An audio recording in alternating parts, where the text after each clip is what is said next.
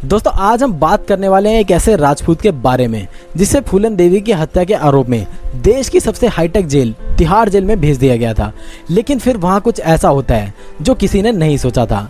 वो राजपूत उस जेल से न केवल बाहर निकलने में कामयाब हो जाता है बल्कि एक गैर मुल्क अफगानिस्तान में जाकर अपने मकसद को भी अंजाम देता है। क्या था वो मकसद, आप भली भांति जानते हैं।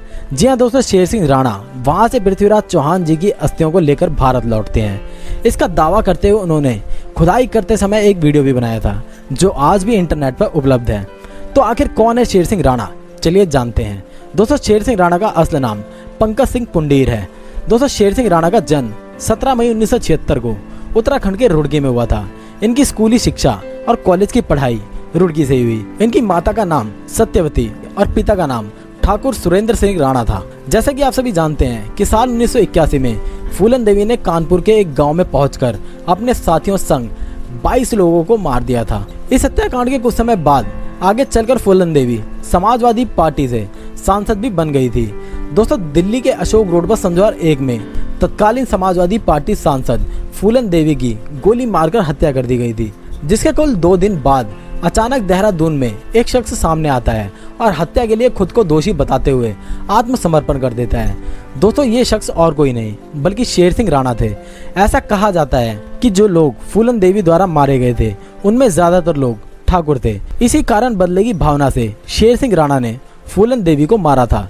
लेकिन आज तक में दिए गए एक इंटरव्यू में जब यह सवाल रिपोर्टर द्वारा शेर सिंह राणा से पूछा गया तो उन्होंने इससे साफ साफ मना कर दिया और कहा कि हत्या के समय फूलन देवी की बहन और एक अन्य व्यक्ति मेरे साथ ऑफिस में ही मौजूद थे।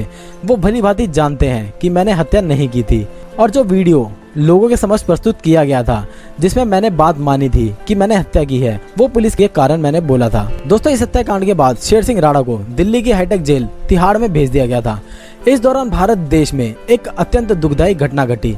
जी हाँ दोस्तों, इसी दौरान आतंकवादियों ने भारत के एक हवाई जहाज को हाईजैक कर लिया था और उसे सीधा कंधार ले गए थे। इस घटना के बाद तत्कालीन विदेश मंत्री जसवंत सिंह वहां पहुंचे और जब वे वहां से लौटकर भारत आए तो उन्होंने एक हकीकत से पर्दा उठाया। इस सत्य ने समस्त देशवासियों के मन को झंझोर कर रख दिया था और इससे सबसे ज्यादा ठेस राजपूतों की गरिमा को पहुंची थी। जसवंत जी ने बताया था कि अफगानिस्तान में आज के समय में पृथ्वीराज जी की समाधि बनी हुई है। दोस्तों जैसा कि आप सभी जानते हैं कि पृथ्वीराज चौहान जी ने गौरी को बहुत ही बुरी तरह मौत के घाट उतारा था, जिसके बाद चंद्रबरदाई और पृथ्वीराज चौहान ने एक दूसरे को मारकर वीर गति को प्राप्त होने का वचन दिया था और ऐसा ही हुआ।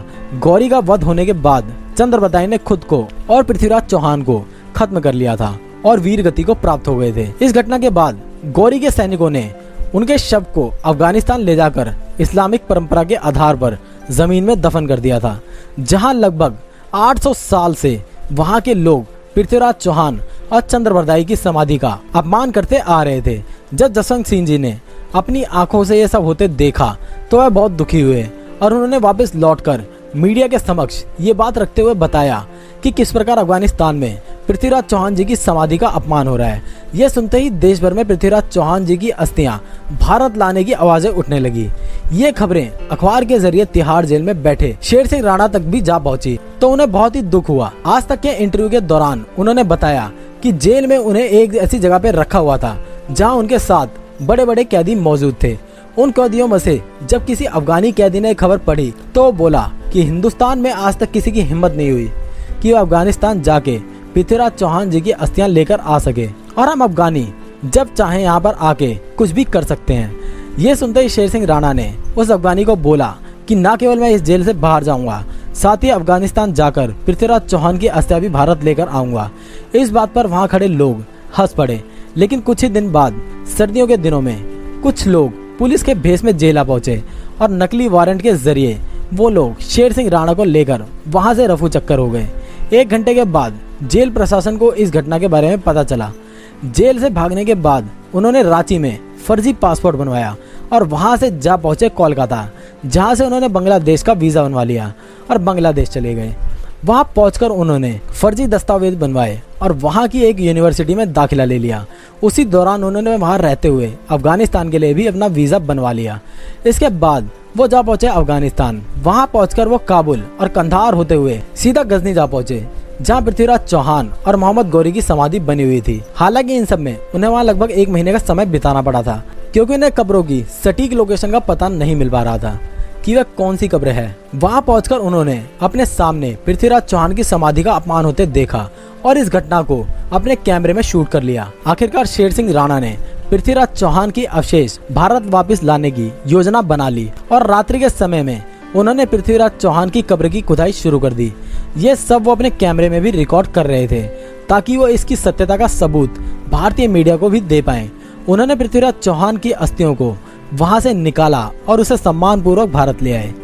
इस कार्य की शुरुआत से अंत तक लगभग उन्हें 3 महीने का समय लगा था। भारत लौटने पर उन्होंने गाजियाबाद के पिलखुआ में वीर सबूत पृथ्वीराज चौहान का एक मंदिर बनवाया, जहां उनकी अस्थियां रखी गई हैं। दोस्तों, आधिकारिक तौर पर इन सभी बातों की पुष्टि अभी तक नहीं हो पाई है, लेकिन जिस भी व्यक्ति ने ये कहानी सुनी है वो सभी भारतवासी आज खुद को गौरवान्वित महसूस करते हैं।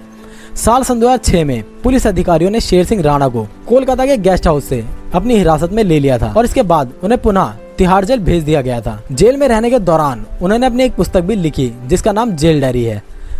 दोस्तों, इस वीडियो में जो भी बातें बताई गई हैं वो सभी बातें इंटरनेट पर मौजूद वीडियो और शेर सिंह राणा के इंटरव्यू के आधार पर ही बताई गई हैं। इस वीडियो के जरिए हम शेर सिंह राणा के कानून तोड़े जाने का समर्थन बिल्कुल नहीं करते हैं। ये वीडियो केवल शेर सिंह राणा के बारे में आपको जानकारी देने के लिए बनाया गया है।